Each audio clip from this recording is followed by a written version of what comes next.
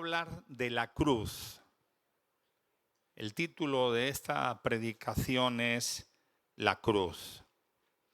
Mucho se habla, mucho se dice, a veces vemos los gorros, vemos cruces, tatuajes, vemos camiseta, vemos pendientes, vemos pulseras, vemos colgantes, pero la cruz no es algo mágico, no es algo que tenga un superpoder.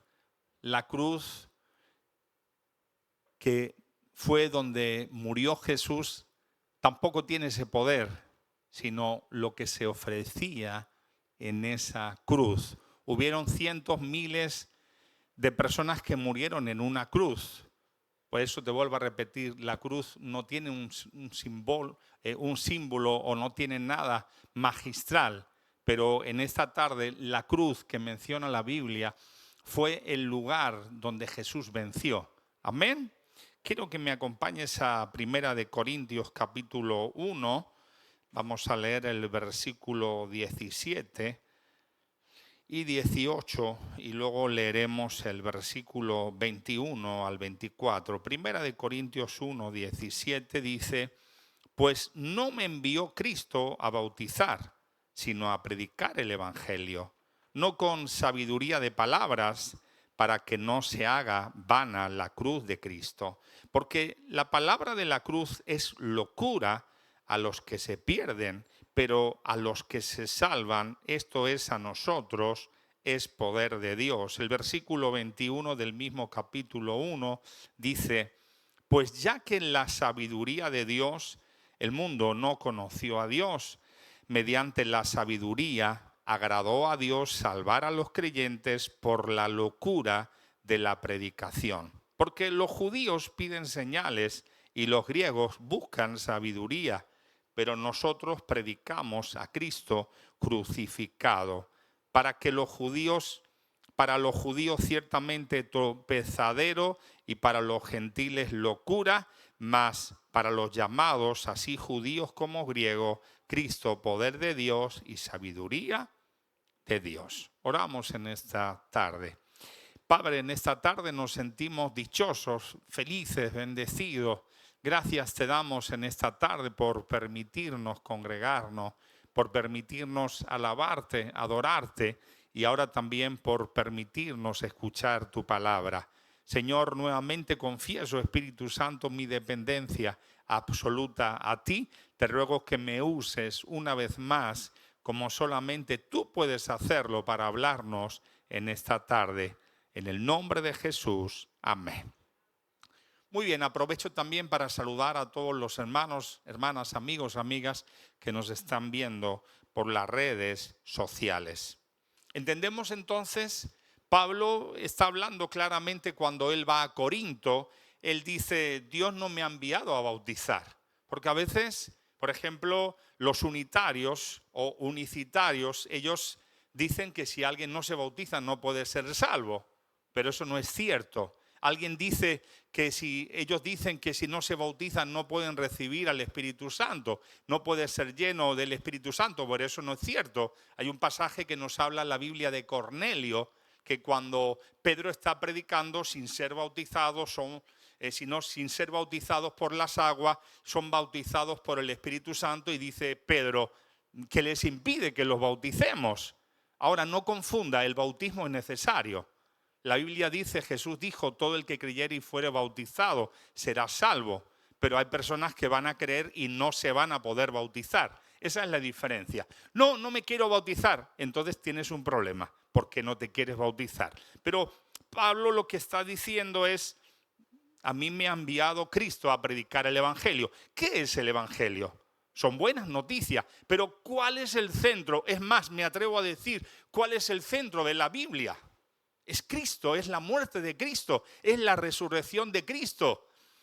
Y ahí dice: a mí Cristo no me ha llamado a predicar con palabras de sabiduría humana. Hermanos, Pablo tenía que ser impresionante escuchar predicar a ese hombre, hermanos. Era, no sé, en su época era único. De hecho, él dice, mencionas hoy alguien que ha estudiado a los pies de Gamaliel, era el número uno de los maestros fariseos, conocía la ley, podía recitarte, no sé, capítulos y capítulos de toda la Torá, pero muchísimo. Pero dice, a mí Dios no me llama a eso. A mí Dios me llama, Jesús me llama, Cristo me llama a predicar lo más importante, que es que Cristo ha muerto en una cruz. ¿Para qué? Para que todo aquel que en él crea pueda ser salvo de la maldición del pecado. Pueden decir aleluya. En aquel tiempo morir en una cruz era algo lo peor. Lo peor. Los romanos pretendían, cuando alguien moría en una cruz, denigrarlo lo máximo posible. Que ahí estuviera semidesnudo, herido, fragelado, y era algo para que la gente tuviera miedo, temor, y se guardara de desobedecer la ley romana. Pero Pablo está diciendo, a mí Dios no me llama a predicar con sabiduría de palabras, para que no se haga vana la cruz de Cristo. La gente no necesita sermones o predicaciones extraordinarias, que si son guiadas, dirigidas, respaldadas por el Espíritu Santo, amén. Porque eso luego no necesita la iglesia para ser alimentada. Pero la gente lo que necesita, la gente que no conoce a Dios, necesita ese impacto. Que para eso no hay que estudiar teología, para eso no hay que ir a un seminario, para eso hay que conocer a Cristo, a ese Cristo muerto en la cruz y resucitado, y puedan ver que Él sigue cambiando las mentes, los corazones, sigue transformando más allá de lo que el hombre, la mujer, la ciencia puede hacer. Ahora, esto era un problema, porque los judíos querían señales, pero ya tuvieron la sabiduría, el verbo de Dios, y señales como esa nadie hizo. ¿Y qué pasó? Pues no lo recibieron. Y claro, los judíos pedían señales. Si tú vienes de Dios, haz señales. Y Pablo dice, no, a mí Dios no me ha llamado a eso. Que tiene que haber señales, sí, pero eso no es la esencia. Y luego dice, los griegos están buscando cada día escuchar algo nuevo, están escuchando conocer filosofías nuevas, dioses nuevos, sabiduría humana nueva, pero a mí Dios tampoco me ha llamado a eso. A mí Dios me ha llamado a predicar a Cristo crucificado y resucitado. Eso es lo que transforma las mentes, eso es lo que transforma las vidas. Y ahí dice algo muy claro. Pero claro, esto para los que creen es alegría, es gozo, es regocijo saber que Él ha ocupado nuestro lugar, que dejó su trono y vino a morir por nosotros, y que ahora somos adoptados y somos salvos. Hermanos, eso no se puede explicar. Ni aunque te toque la bonoloto ni la lotería, todo eso es pasajero. Cuando alguien tiene el encuentro con el Cristo crucificado y resucitado, no hay nada más importante en todo el universo. Y Él dice, pero bueno, para los que no creen, es locura. Tú le puedes decir a una persona que solamente tiene que creer en Jesús, aceptarlo de su corazón y que es salvo, y te va a tomar por loco. Él te va a decir, no, yo tengo que hacer buenas obras. No, yo tengo que hacer penitencia. O alguien va a decir simplemente, no, yo no creo en eso, porque eso es demasiado sencillo. Es que Dios lo puso a un nivel para que cualquier persona, sin importar el sexo, sin importar el dinero, sin importar el estatus social, pudiese alcanzar esa salvación. Yo te digo en esta tarde, y digo a los que nos están viendo, nos van a ver, ¿tienes a Cristo crucificado y resucitado en tu vida? Porque eso es el Evangelio. Fíjate lo que hemos leído, el versículo 22 y 23, en la versión Nuevo Lenguaje Actual dice, para creer en el mensaje que anunciamos. Los judíos quieren ver milagros y los griegos quieren oír un mensaje que suene razonable e inteligente. Pero nosotros anunciamos que Jesús es el Mesías y que murió en la cruz. Dice, para la mayoría de los judíos esto es un insulto y para los que no son judíos una tontería. ¿Dónde empezó todo? En la cruz. Hermanos, el mensaje más impresionante de todos los que se han dado en la tierra comienza en la cruz. Ahí es donde marca lo que antes fue y lo que a partir de ese momento es. Que es lo que marca que antes no podíamos acercarnos al Señor. Teníamos que utilizar un cordero, un sacerdote, y a través de esos sacrificios podíamos acercarnos puntualmente, momentáneamente. Pero a partir de que Cristo murió en esa cruz y resucitó, el velo fue roto y a partir de ese momento nosotros podemos acercarnos ante el Padre. Y esto no fue un plan B o un plan C, porque te voy a decir algo, esto es teología un poquito. Si el diablo hubiera sabido que a través de que Jesús moría, él perdía, no lo hubiera matado. Pero hay cosas que aún fueron y están veladas para que él no pueda entender. Porque si él hubiera sabido que Jesús en la cruz del Calvario le derrotaba, ahora fíjate esos destellos, cuando ya ve que algo está pasando en el universo, cuando él nota que algo está pasando en los cielos, que algo está pasando, ahí algo está sucediendo, empezaron a decir, si tú eres el Hijo de Dios, desciende y sálvate a ti mismo. Si tú eres el Hijo de Dios, baja de esa cruz. Por eso te digo, hermano y hermana, la cruz vence al pecado y a la muerte y a Satanás y a todo principado. Y esto fue preparado antes de la caída, antes de la fundación del mundo. Dios ya lo conocía y Dios sabía lo que iba a suceder. Colosenses capítulo 2 y versículo 13, acompáñame por favor.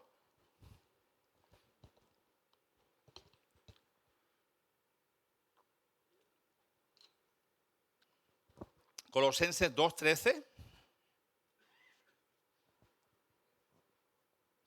Y a vosotros, estando muertos en pecado y en la incircuncisión de vuestra carne, os dio vida juntamente con él, perdonándoos casi todos los pecados, dice. Todos. No hay pecado que la sangre de Cristo no pueda limpiar.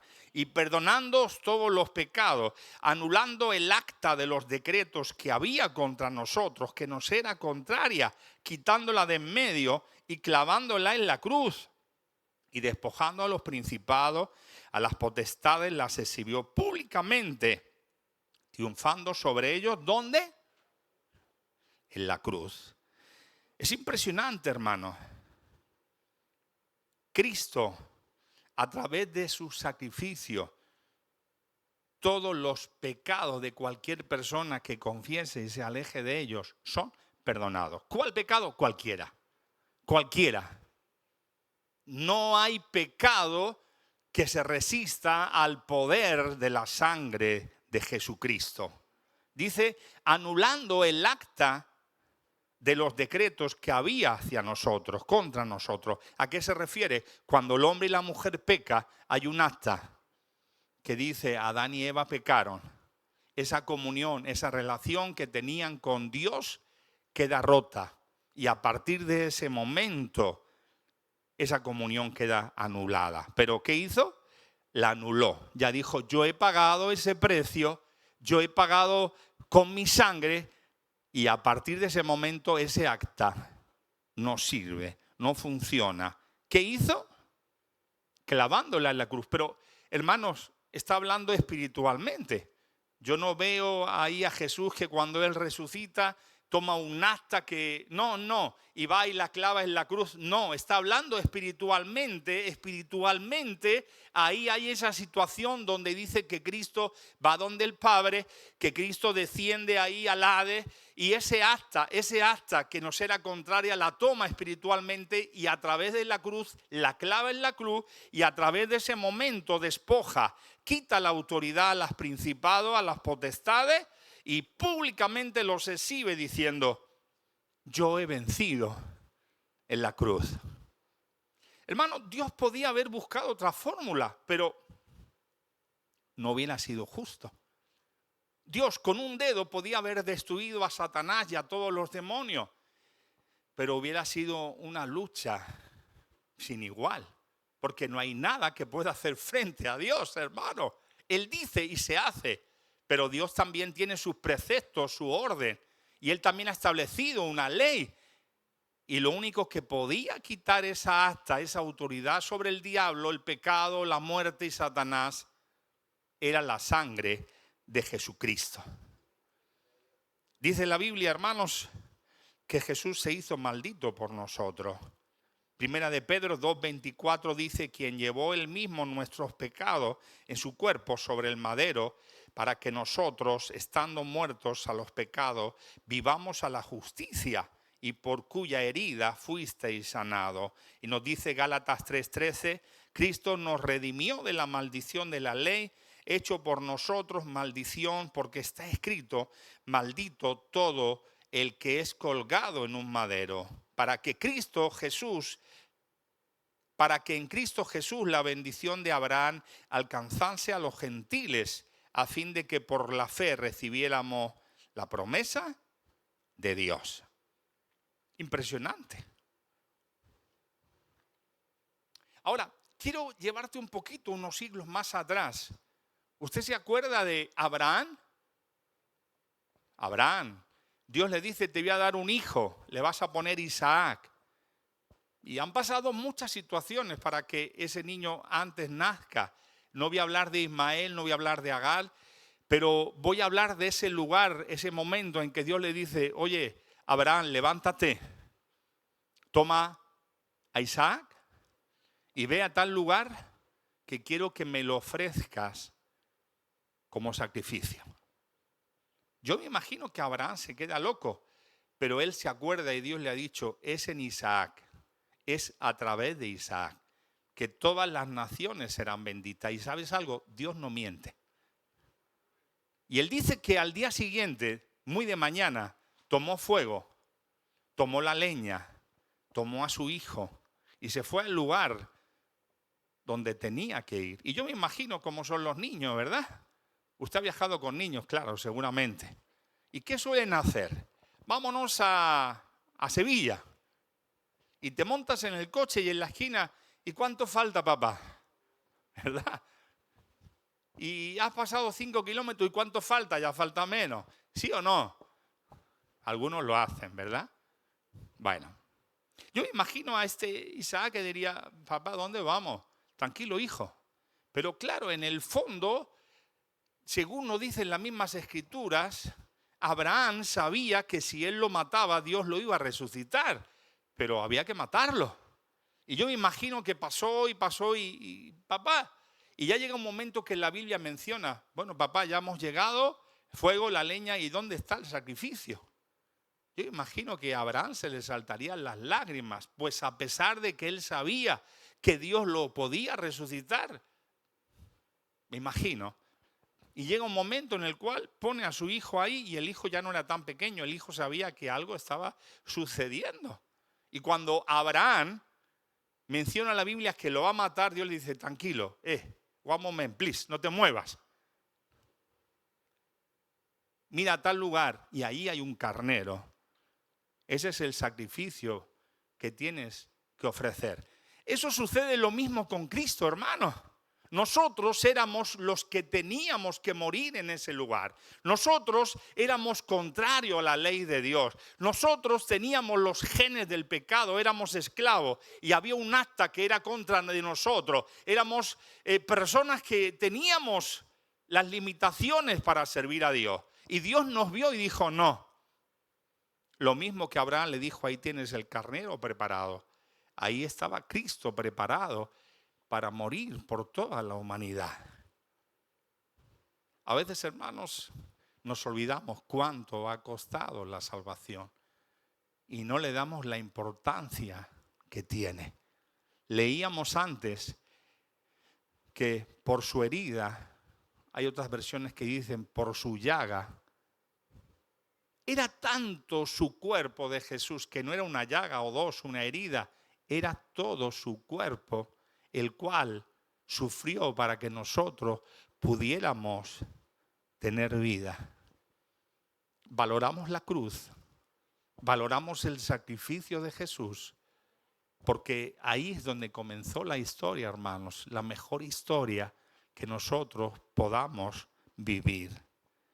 Recuerda, la cruz no es solo el lugar donde se paga nuestro pecado, donde se vence al diablo, sino es la esencia del cristianismo.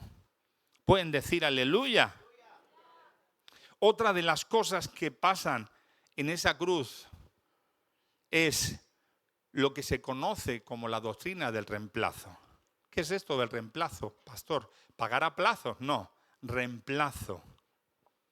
Él ocupó nuestro lugar, Él nos reemplazó y ocupó nuestro lugar. Por eso a veces, hermanos, yo me pregunto, ¿cómo somos las personas? De verdad, yo el primero. Nos olvidamos en muchas ocasiones y no tomamos la seriedad que necesita tomar el cristianismo. Y nos olvidamos lo que Jesús pagó por nosotros. Por eso en esta tarde quiero que podamos meditar y ser agradecidos.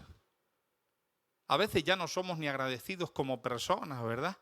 Pero cuanto más espiritualmente seamos agradecidos para entender lo que Dios ha hecho, lo que Dios ha hecho, lo que Dios ha hecho por nosotros. Mira lo que dice la palabra del Señor en Gálatas 3, versículo 8. Dice Gálatas 3:8, y la Escritura, previendo que Dios había de justificar por la fe a los gentiles, dio de antemano la buena nueva a Abraham, diciendo, en ti serán benditas todas las naciones. De modo que los de la fe son bendecidos con el creyente Abraham.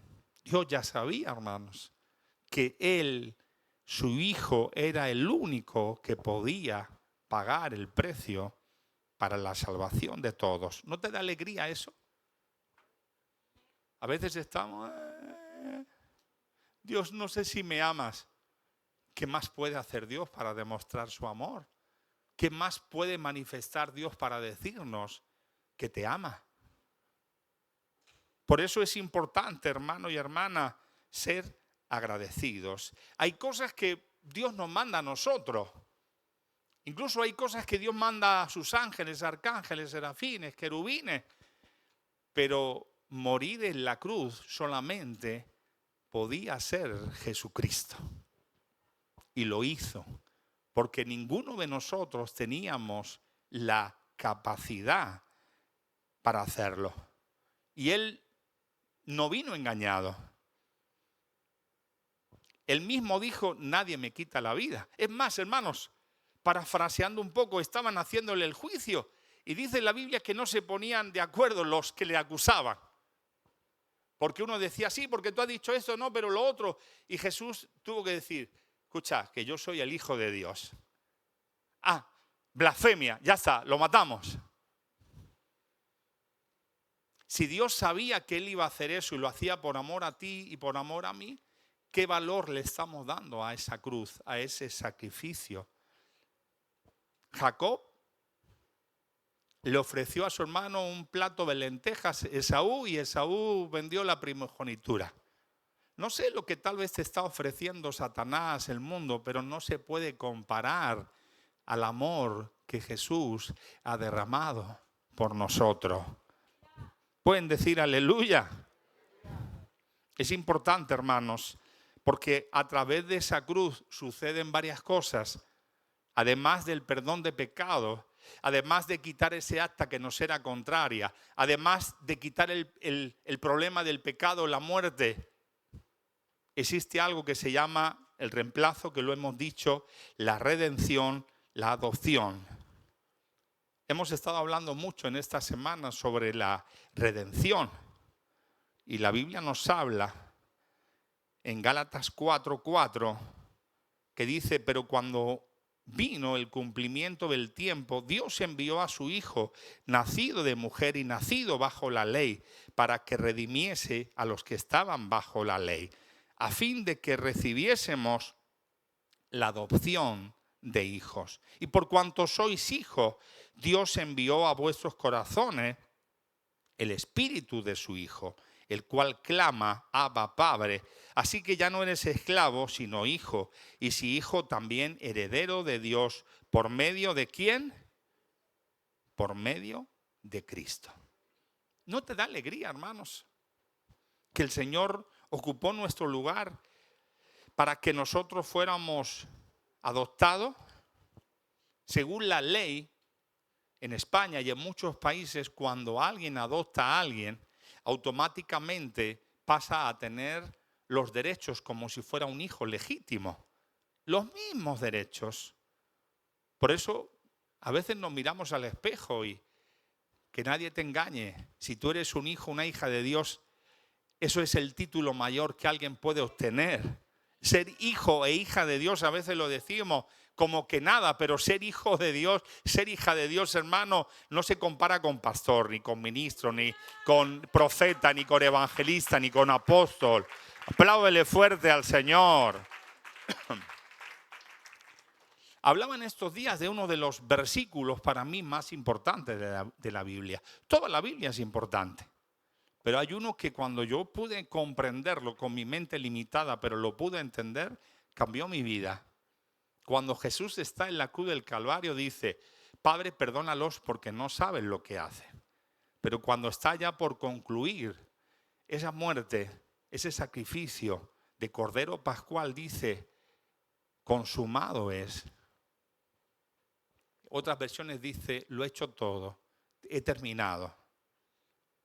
Yo quiero, desde otro punto de vista, cuando acabe mi carrera, no sé cuándo la acabaré y no sé ni siquiera si me dará tiempo de decir hola o adiós, no lo sé, pero me gustaría poder decir, Señor, como Pablo, no a su nivel, pero sí desde mi nivel, he acabado la carrera. Y lo que tú me dijiste que hiciera, Señor, lo he tratado de hacer siempre. ¿Cómo pensamos llegar delante de Dios? Es por gracia, es verdad. Es por su misericordia, es verdad. Es por la muerte de Cristo en la cruz del Calvario, es verdad. Pero ¿cómo pensamos llegar? ¿Como turistas? Porque hay cristianos que son turistas en la iglesia, ¿eh? Diga ay, o diga ay, o no sé qué, cuando yo, no sé, diga algo. Sí, hay personas que no se involucran en mostrar esa cruz de Cristo crucificado y resucitado. Y eso dice, no, yo voy a la iglesia, me conformo con cantar, ofrendar. Hoy tenemos la oportunidad hasta que Él nos llame de ser luz en medio de las tinieblas. Esto no es un juego, hermanos. Esto se trata de que somos luz, somos sal en este tiempo hasta que el Señor nos llame. Somos luz, somos sal en esta generación. Y es el tiempo de poder predicar de esa cruz que murió Jesucristo, el Verbo hecho carne, pero que al tercer día resucitó. ¿Sabes? Que Jesús estaba muriendo y no abrió su boca para maldecir. Los que estaban allí se asustaron porque estaban acostumbrados cuando los clavaban, empezaban a hablar en malas lenguas. Y empezaban a decir insultos, cualquiera que te puedas imaginar, del dolor que llegaban. El otro día estaba viendo un clavo de estos que se ven antiguos de esa época y era horrible. Y dice en la Biblia que Jesús se gozó cuando estaba muriendo porque lo hacía por nosotros. Mira lo que dice la Biblia, Hebreos 12:2.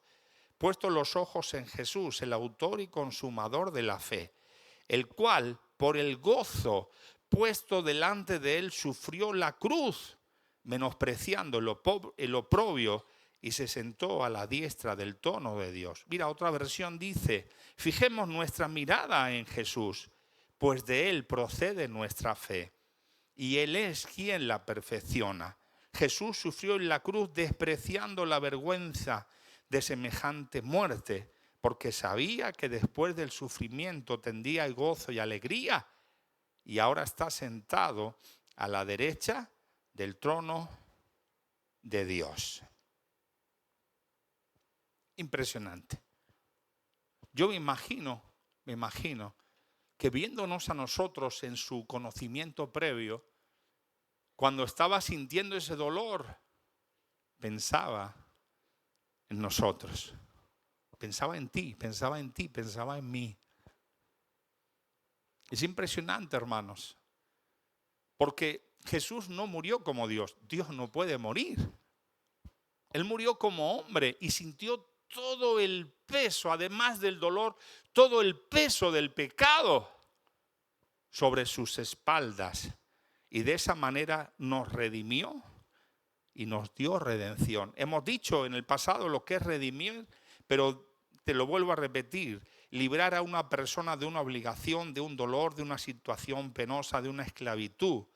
Conseguir la libertad de una persona, sacarla de la esclavitud mediante el pago de un precio, en este caso, dando su vida. Y la redención en la Biblia es un concepto de la doctrina cristiana que se está refiriendo al sacrificio que hizo Jesucristo para con su muerte salvar a toda la humanidad y así poder abrir las puertas del reino de los cielos que habían sido cerradas a la humanidad por el pecado. Quiero resumir en esta tarde. Hoy más que nunca, hermano y hermana, necesitamos reconocer lo que Pablo dijo al principio de este mensaje, lo que dice las Escrituras. Yo nos presento, dice Pablo, un mensaje de sabiduría. Porque a veces, hermanos, los que predicamos, tal vez estamos buscando en alguna ocasión, no digo aquí ni digo ninguno de nosotros, pero sí digo tratar de que las personas disfruten el mensaje. Y está bien. Pero Pablo dice, los griegos piden sabiduría, piden cosas nuevas, piden nueva filosofía. Y los judíos quieren señales.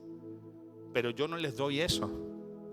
Lo que necesitan saber, lo más importante, es que Cristo murió en esa cruz y Cristo resucitó. Déjame decirte, hoy las personas simplemente necesitan conocer a Cristo que murió en la cruz y resucitó.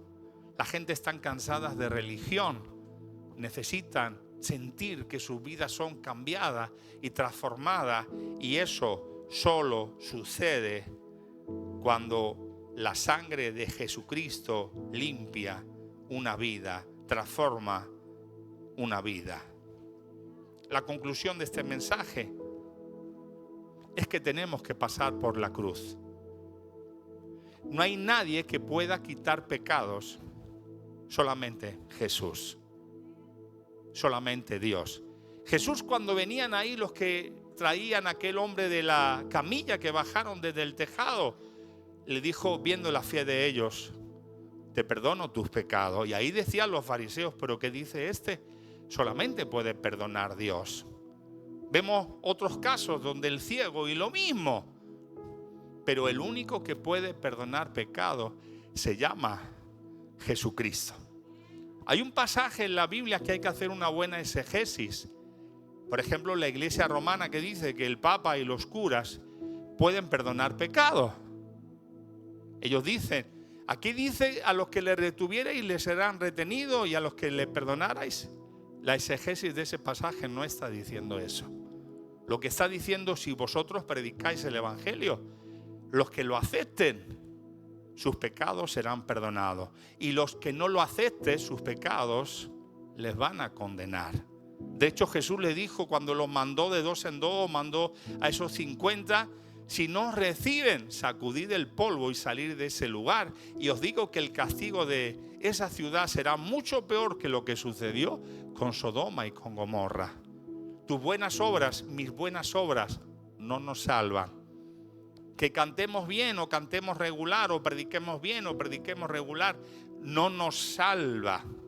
Si no pasamos por la cruz, es el centro de la Biblia, es el centro de las Escrituras, es el centro donde la historia empezó de nuevo. Si no hay evangelio, no hay nada que hacer. La única opción para salvarnos es a través de la cruz donde Jesús murió, de ese sacrificio. Es a través de Cristo que recuperó ese lugar que por medio de Adán habíamos perdido. Cierra tus ojos en esta tarde. Medita unos instantes.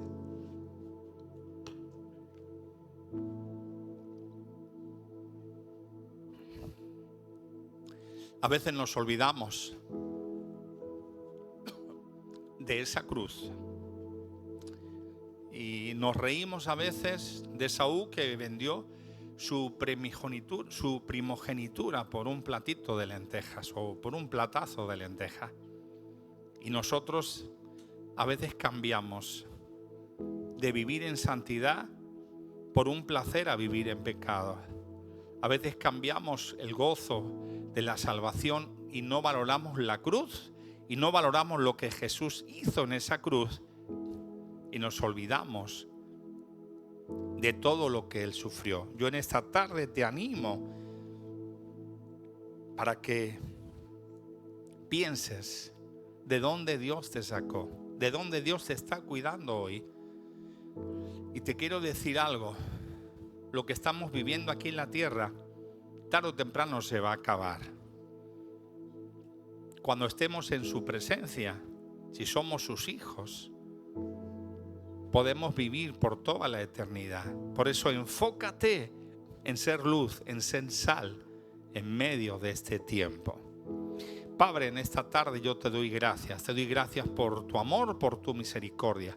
Gracias, Padre, por esa cruz. Gracias, Jesús, por ocupar ese lugar por mí. Gracias por reemplazarme. Gracias por redimirme. Gracias por hacer lo que hiciste por amor a mí. Ayúdame a mí personalmente, Señor, a no cambiar lo que tú hiciste por mí por nada. Ayúdame a ser agradecido. Presento a toda la iglesia, a los que nos han escuchado, han visto, nos van a ver, nos van a escuchar. Ayúdanos a ser agradecidos. Ayúdanos a no menospreciar lo que tú hiciste, porque cuando pecamos voluntariamente, Señor, consciente o inconscientemente, lo estamos haciendo.